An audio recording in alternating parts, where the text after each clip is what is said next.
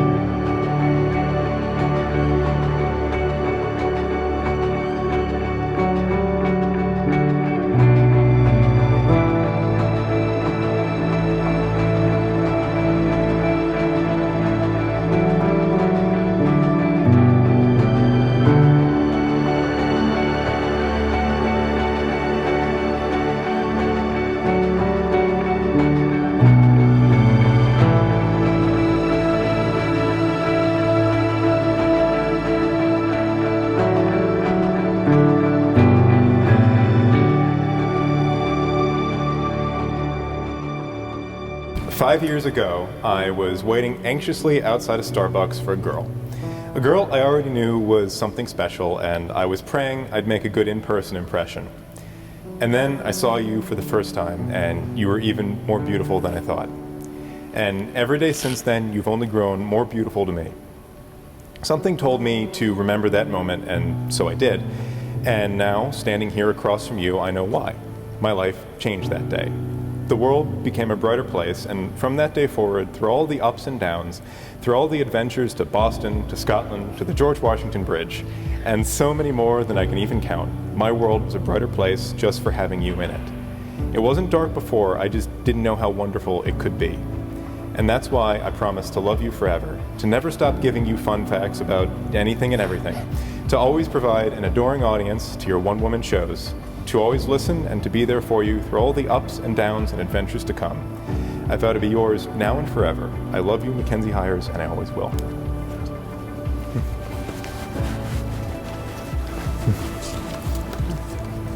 Hi, Otter.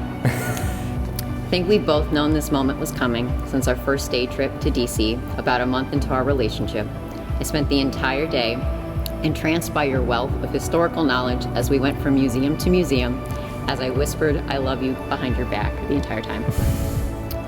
I knew when we matched on Tinder and immediately started talking about my profile picture, which was me dressed as Rosie the Riveter, hugging the Eleanor Roosevelt statue in Hyde Park, that I had met my perfect match. I'll admit we fell for each other pretty fast in the beginning, but I know it was because we were so confident that we had met our perfect match. The past 5 years have been a roller coaster. We've been able to experience some amazing things like the Rockefeller Christmas tree on the George Washington Bridge, even though someone took a wrong turn and drove us through Brooklyn.